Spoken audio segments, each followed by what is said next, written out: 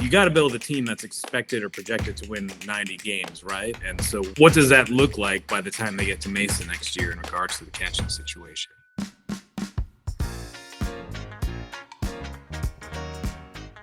Welcome into Northside Territory, Foul Territory Network's Cubs podcast. I'm Sahadev Sharma with my partner Patrick Mooney. We're your Cubs beat writers for The Athletic. We are talking Cubs baseball. Patrick, Pete Crow-Armstrong is on fire. The Cubs won Monday night in Pittsburgh 18-8. They stole how many bases? 9, 10? It was a lot of stolen bases. You were there, dude. I wasn't there. They talked about it so much that I lost track. 3, 6, 9. That's a lot. That's a lot of stolen bases. We need Ed Hardig on the line to confirm this. You know? Yeah, and their PCA had 3 of them. What stood out to me, Patrick, was the moment he got on first base. It was like the pitcher immediately knew, I can't just focus on the hitter. It was immediately in the pitcher's head, the coach's head, the catcher's head. Like he disrupts the game the moment he gets on base. It's impressive to watch. Without a doubt. And this is what the Cubs need to see, right? I mean, because essentially over this last month, I think they've gained like 1 game in the wild card race. Like this infatuation with, getting to 500 and then they lose, or like, winning 2 games of the series and not getting the sweep. Like it's been a frustrating season. And I think you see why the Cubs were so high on PCA. And I thought it was interesting to have Javi Baez roll through Wrigley Field last week and then get shut down for hip surgery. And it's, Jed Hoyer said it, baseball is a young man's game, and we don't know exactly what happened with Javi in Detroit. I'm sure there's a lot of different factors, but it's hard once you reach a certain stage in the game to just kind of, you either slow down a little bit, or, maybe you get a little too predictable, or maybe you take certain things for granted, or whatever it is. But PCA is in that a really interesting place right now, and you see how easier it is now to steal bases. That helps him. He plays a position that is really, really hard to find. I think he's gonna be one of those guys who just racks up big WAR seasons. I don't know how. I think those can be misleading, just because you go catch a bunch of balls. Like I think there are ways to sort of like juice your WAR, and there are certain players who are aware of that. But like, we can tell he's a lot faster than Albert Almora, and that was a guy that people wondered if he'd be like that, the Cubs' former first-round pick. And just, I don't know, he's one of those rare guys that I feel like will cross over. Like, you're going to turn on, if you're just a baseball fan in general and you go onto Twitter, like, you're going to see PCA. Like, he has that highlight reel capability and that little bit of flash that Cubs don't have a lot of. But he also has substance. And you addressed this in our takeaways piece the other day, of the idea of his kind of prep and routine. Like, what have you observed? What have you heard, Sahadev? Yeah, I mean, it stands out to me that, yes, is he a confident guy? Yes. Is there some flair there? Absolutely. But he, the struggles really wore on him in a sense that he didn't like the failure. He didn't, I'm not sure if he expected it. You know what I mean? Like, this is a guy that when it got to, sure, I'm sure he expected it, as far as like, I'm coming to the big leagues. It's not going to be easy. It wasn't unrealistic, but I don't think he expected it to last as long as it did. And I think that wore on him to a degree, to like, what do I need to do to succeed at this level? I wouldn't say it dinged his confidence as much as he was just like, I'm putting in the work. What's going on? And he was surrounded by veterans. He was surrounded, like, Craig Counsell was really good. I think we're Craig Counsell's a really frank guy, right? He doesn't like beat Yes. around the bush. And I think he was pretty straightforward with him about like what he's doing at the plate and what he needs to work on. And I thought it was interesting how Counsell immediately said that the work ethic, the prep is what has stood out about him. You know, it was one of those moments that where you're in pregame and you're just kind of like, okay, we're going through pregame. Right. We're you know, you almost are like half paying attention or like thinking of your next question or whatever it is. Yeah. And he said like he didn't expect him to get to this point when it came to preparation. He didn't think he'd get there this quickly. And I said, I don't think I said this on the podcast, but like, preparation routine is this thing that I learned about early on in my career talking to players, where I was talking to Paul Konerko, and he said that's what turned his career around. He went from this guy that would have a great like first half or a great second half. Like, how do I develop a full 162 game season? And it was he, according to, if I'm remembering this right, he watched Jim Thome and saw, oh, this guy's going to be a Hall of Famer, and he has this routine that he goes through every day. This is what he does every day, and that gets him ready for the game. And the greats do that. They just stick to their routine. I mean, Dansby Swanson talks about this. We see it, right? We see it with him. Apparently PCA has developed that routine, and you know, I'm sure it'll evolve as the years go on. He'll get better at it. He'll, you know, whatever it may be, but he's sticking to a routine. He's figuring out how he needs to prepare for the day. I think that's impressive. That helps. And obviously there were some things that he figured out in KC with his swing that feels good, you know, his mechanics. He's hitting right now. He's seeing the ball well. I just like it, just when he's on the bases, it really stood out to me last night how much he disrupts the game. And I think he's at like 1.6 WAR, 1.7 WAR, whatever that is. And that's with like pretty bad offensive numbers still. He's like 18% below league average, right? And it's just like if he plays a full season and if he's even slightly above average offensively, you get him on base. This guy's a difference maker. It's the Cubs. You talked about it with Javi. It felt like two ships passing in the night type thing, right? Like, it's pretty remarkable how much this has turned around for PCA. We're busy. You're busy. And figuring out food all the time is a hassle, especially when you're trying to eat right. Fuel up with Factor's no prep, no mess meals. Meet your wellness goals thanks to the menu of chef-created meals with options like Calorie Smart, Protein Plus, and Keto. Factor features fresh, never frozen meals, dietitian approved, and ready to eat in just 2 minutes. So no matter how busy you are, you'll always have time to enjoy nutritious, great-tasting meals. Treat yourself to restaurant-quality meals that feature premium ingredients like filet mignon, shrimp, and salmon. With 35 different meals and more than 60 add-ons to choose from every week, you'll always have new flavors to explore. Head to factormeals.com/FAL50 and use code FAL50 to get 50% off your first box, plus 20% off your next month. That's code FAL50 at factormeals.com/FAL50 to get 50% off your first box, plus 20% off your next month while your subscription is active. And the thing with Javi that was probably surprising is how like quiet and introverted he actually is. Like, and it got to a point where he was rarely in the clubhouse, like ever, including like spring training, like just all throughout the year. He was just kind of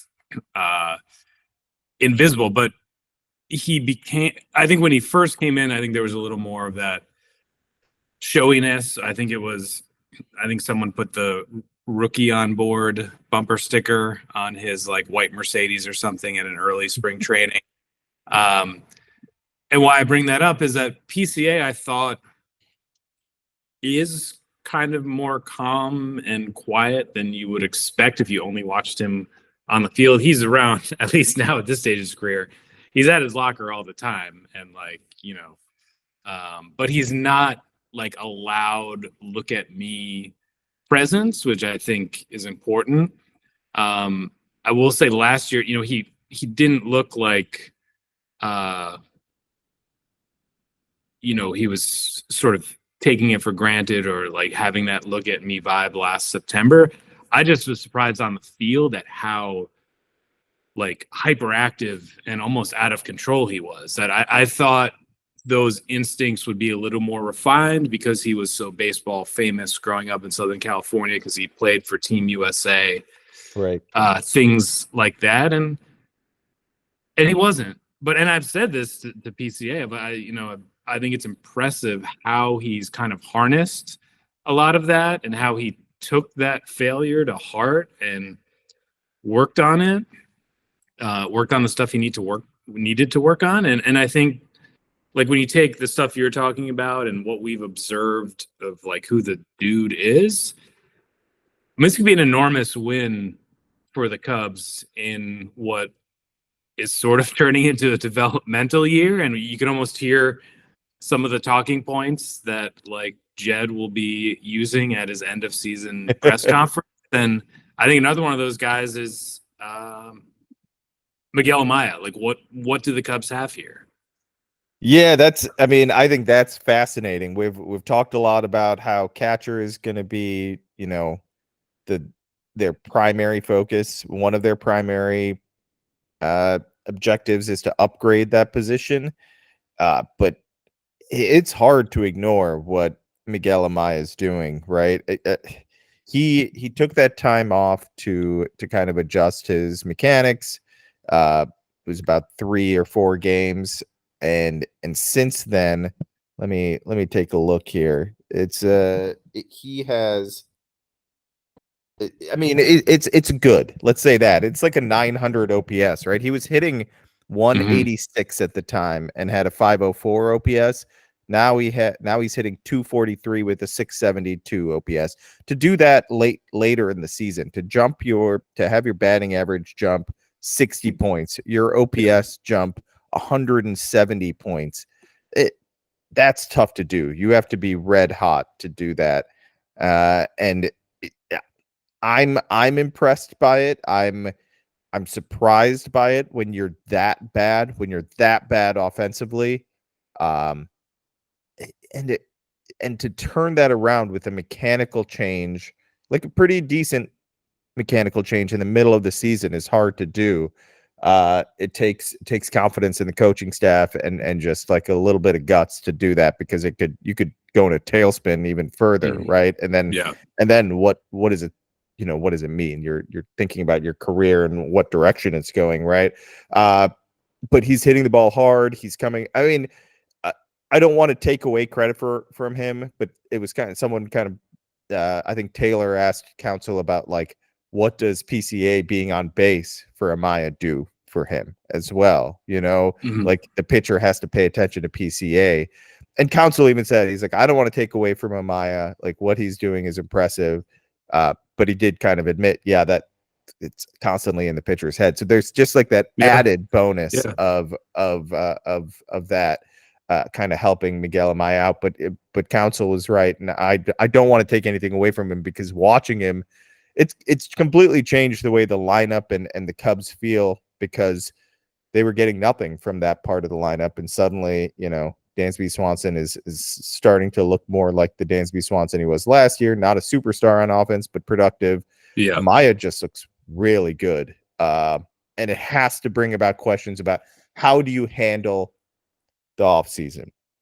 You don't want to overreact to what's been basically a month and a half, 2 months now of offensive production, but you also can't ignore it, right? This is all part of, what did they say? What did Carter and Jed say? Like these are more data points to add, right? Or whatever, however you want to phrase it.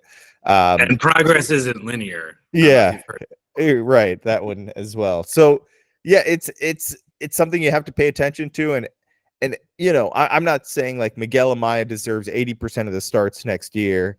We'll see what the final month of baseball gives us as far as his production, but it has to be at least putting something in Jed and Carter's head about how they attack the offseason.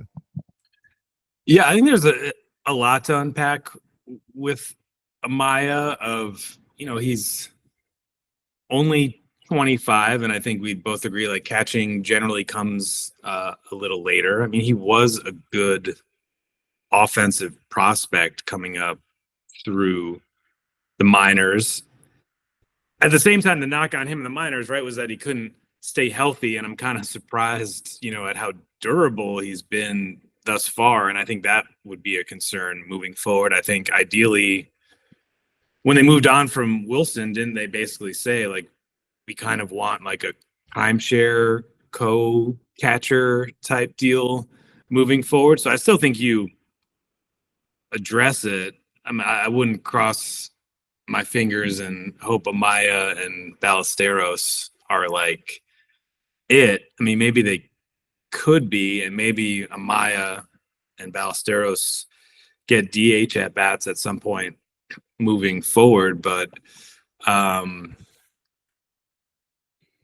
don't know. I think this is really gets to a lot of what we're seeing out of the Cubs. Like, Christopher Morel had this great reset last year in Anaheim, right? Where they put him in timeout for 3 games, and all of a sudden, you look up and wow, he had a really great year. Like, this is like, let's see what we got. And it absolutely cratered, and they traded him for Paredes. So I think there is a kind of a danger in overreacting to some of this stuff. I think they have to get a catcher no matter what. They've been pretty lucky, like I said, health wise. Obviously, Nito went down, and they were able to get some of those extra depth guys to come in and boost it a little bit. But this, to me, goes back to what you say, sort of like, you got to build a team that's expected or projected to win 90 games, right? And so what does that look like by the time they get to Mesa next year in regards to the catching situation?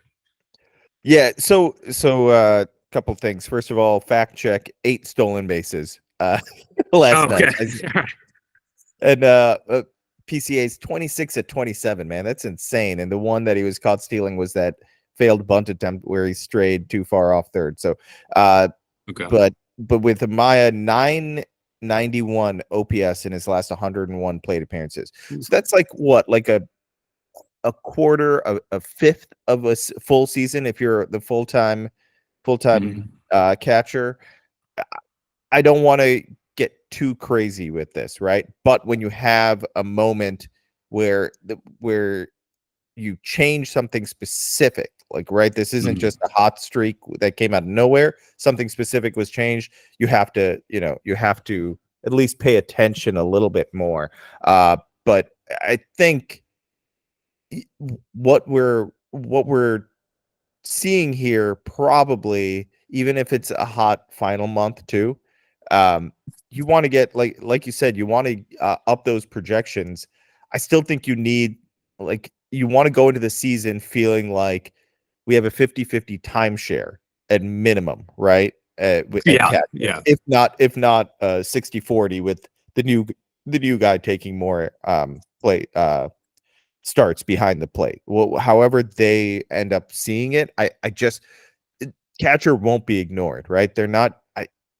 I'd be very surprised if they're going into next season expecting Ballesteros to be the backup, or no, they don't know if he can catch at all, to be honest. Right. At major league level on a consistent basis. Yeah. Exactly. And it's not like he's destroying AAA offensively. Like, he's hit a little bit of a bump in the road, and that's not to rip him in any way. He's a 20-year-old kid at AAA. This is how it works. He should hit a bump in the road. It's normal, and it'll probably help his development in the long run. But so the discussion then becomes, in my mind, do we see the Cubs pursue someone like Danny Jansen or Carson Kelly, that type, and go with a veteran that they know can catch, that they know will gives them a floor, so to say, and someone they can rely on to carry the load with Amaya? Or do they go hard after Hoppy again, or a different catcher that may be available, and have someone that's catching 70% of the time?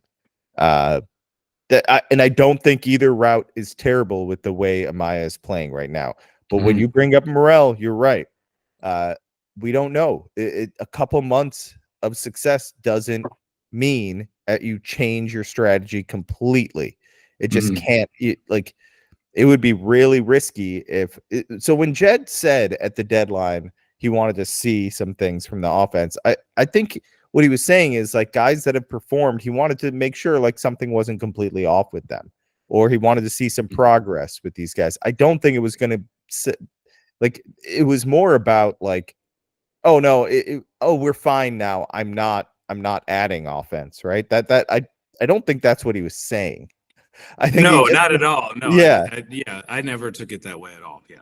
Yeah, it was I want to see progress. I want to feel better about this group, and then we can supplement and add here and there and know specifically where and what we need to add and maybe feel a little bit better. It's like what we're talking about right now with Amaya. Do they go hard after a star bat that can catch, or do they say, you know what, he can handle 50-50 and we can win games with a veteran paired with him? And I think that's what they're probably debating right now, and it's certainly an interesting conversation, and it's got to be hard.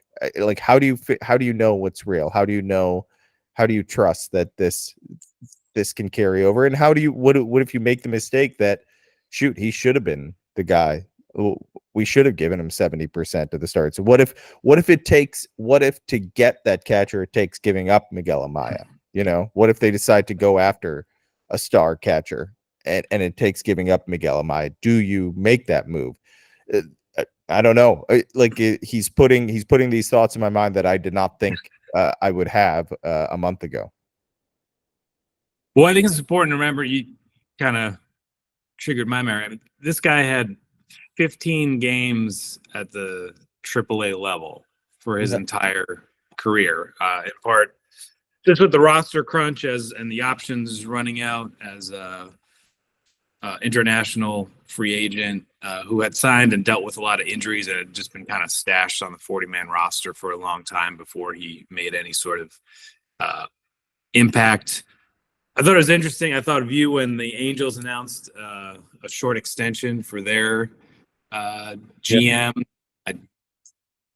That, to me, my gut feel would be they would probably hold on to Ohapi in that scenario. I do think this rules out I don't know if I'm pronouncing his name right, Shea Langoliers from Oakland. I think if you think Amaya is like pretty good, like a backup plus, I don't know if you go all out for a guy who may not be like a huge difference maker coming out of Oakland, but I could certainly see the wisdom of a nice 2-year deal for a guy like Carson Kelly, if you think. And the unspoken thing that's always really hard to get a good handle on is the soft factors behind the plate, because at times it feels like they're overblown.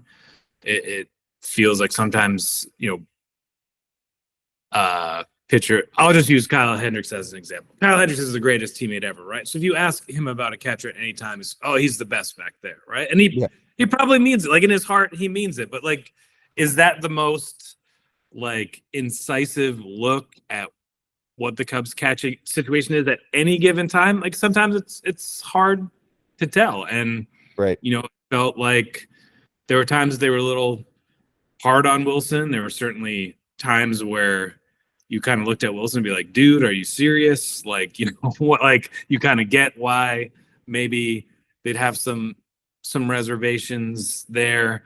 So like, if Maya has shown enough defensive progress, I think that's another factor. And that is ultimately that they'll just show us that. Like, it's really hard to get someone to tell you. You can get certain people to talk about it, but to get like to the heart of the matter is really hard, because you're dealing with, over the course of a season, so many pitchers.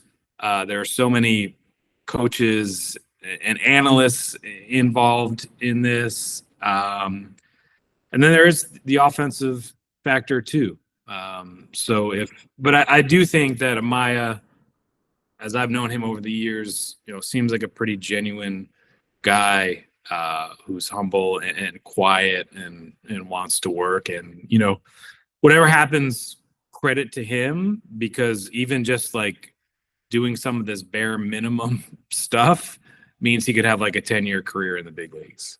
Right. Backup catchers have long careers as well, and obviously he's got potential for more. So the Cubs have to be, that's a bright spot so far in the second half, among a few of them, that gives them some hope for 2025, while still giving them the slightest bit of hope for this season, which Atlanta just keeps winning, Patrick. So we can't the Cubs can't celebrate too much with their better performance of late. Well, yeah, I wanted to. These things are important because I think it gives context to like the rest of the organization. You have a good piece up on The Athletic on Cam Smith, the Cubs' most recent first-round pick, and I think, like, I personally have some prospect fatigue, and that like when things aren't working at the major league level or as certain prospects fall off, I do think there's like a shiny new object element to all of this. But I thought you did a good job of putting it in perspective of like how this guy popped as a prospect, why they targeted him, and like what he's done so far in the minors is pretty remarkable. Yeah, I mean, he ended his Myrtle Beach career with 6 homers in 6 games, six straight games with homers. I believe that was a Myrtle Beach. I believe 5 was the record, and he just kept going. I could be wrong. I'm going off my memory based on tweets. But but he's a pretty interesting prospect. So defensively, it's a great arm. It'll stick at third, right? He'll stick at third with the arm. It's the hands are about average, and then the footwork needs work. And it sounds like, from what I've gathered, that will be a big focus in the offseason as far as his defensive work. Scouts outside the org, most of them really liked this pick. One scout was kind of like, I love how aggressive they were with it, not overthinking this pick, because this is someone that kind of popped suddenly, right? His freshman year, too much swing and miss, didn't really seem like a first round pick. Like, you wouldn't have selected him in the first round if you're looking at his freshman numbers. He kind of reworked some things. He has an unorthodox setup where like the bat is like almost in front of him, and there's not a lot of movement, which makes you think, okay, how does this guy generate power? Because he's really strong and big. Like, he's a big dude who's strong. It's not so. Owen Casey has like elite exit velocities, right? It's not there, but Owen Casey also has elite exit velocities for big leaguers. He's like in Giancarlo Stanton range. But Cam Smith is like elite for a draft prospect. Like, in the draft, it was among the best for exit velocity and bat speed. And the Cubs have these swing properties that they look at, like the swing plane and things like that. And he, like, bat speed, like I mentioned, and he has all of that. He hits for power. He makes contact. The in-zone swing and miss reduced greatly this season. I think that was the big thing that scouts took notice of. Like, this guy's not missing at pitches in the zone anymore. He does damage on those pitches, which freshman year he wasn't doing that. And they saw the swing change. It's kind of like what I was saying about with Amaya, right? It's one thing if you suddenly change and there's no explanation. This guy's just hot. Okay, but why? The why is he made changes, right? Now, there are some things they want him to be like a little looser and freer in the box. One thing I was told is the philosophy of the front office right now is, as far as player development goes, is we're not changing anyone's swing unless they fail. This guy, there is a chance that they'll make some changes with whether it's his setup or his mechanics, but it's not going to happen right now. Because they can't help themselves. Yeah, right. But this guy right now is crushing the ball. He's been promoted to South Bend. There's he's kind of on the Matt Shaw track right now, and if he crushes South Bend, Tennessee's going to be in the playoffs. He could be called up and play a few games for Tennessee as well. kind of like what happened with Shaw last year. So we'll see if we'll see where he is. They've done a good job. They seem to like. I was told like they targeted a lot of these type that I had someone outside the org raving about their second round pick too. But Cam Smith is definitely an interesting prospect and someone. Yet again, what was it, 14th they selected this year? Is that right? That sounds about right. And they're getting a guy that's gonna, probably be mentioned in top 100 lists. Yet again, that's pretty good. You have to give them some credit there, where they're not just drafting in the top 10, they're not drafting top 5 every time, and they're getting quality prospects, possibly impactful prospects.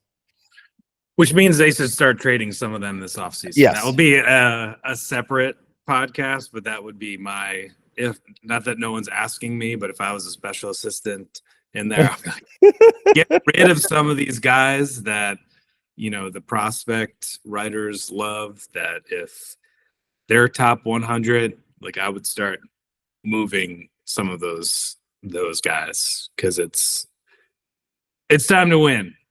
This has been a tough watch this year, and that I think if you can get some major league thumping talent in there, that would be the route I would choose. Yeah, I don't want to hear spin of this is a second place team. This team is barely outside the playoff race. Yeah. That'd be the second year in a row we could make some of those excuses.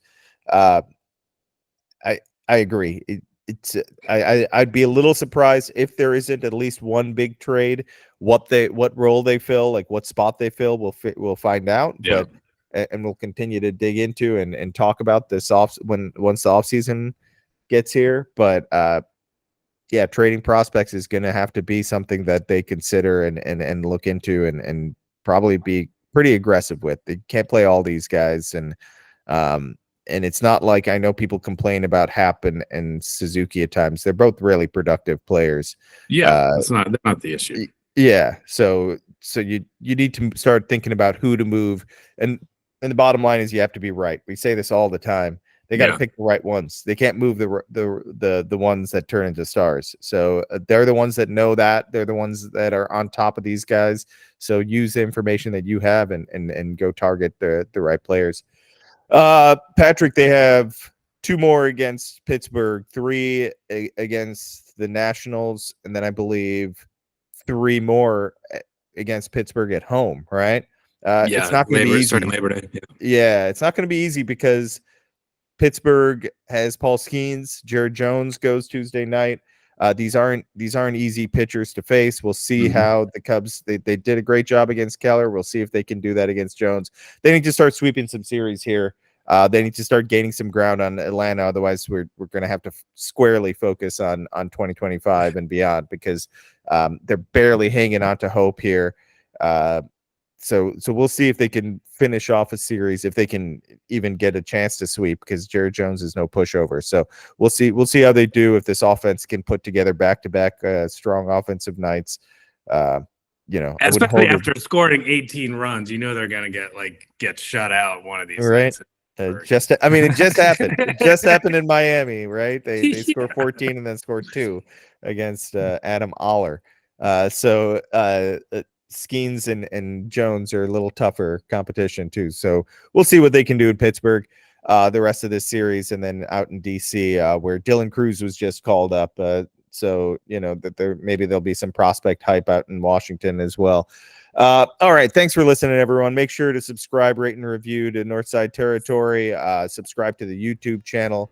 Just subscribe to The Athletic, where you can read Patrick and my work on the Cubs. We always appreciate that. We appreciate you engaging with us and helping the podcast go. And thanks to everyone behind the scenes for doing all the work to make sure that this podcast sounds great and is ready for your ears on a weekly basis. Appreciate it, everyone. Thanks for listening. Take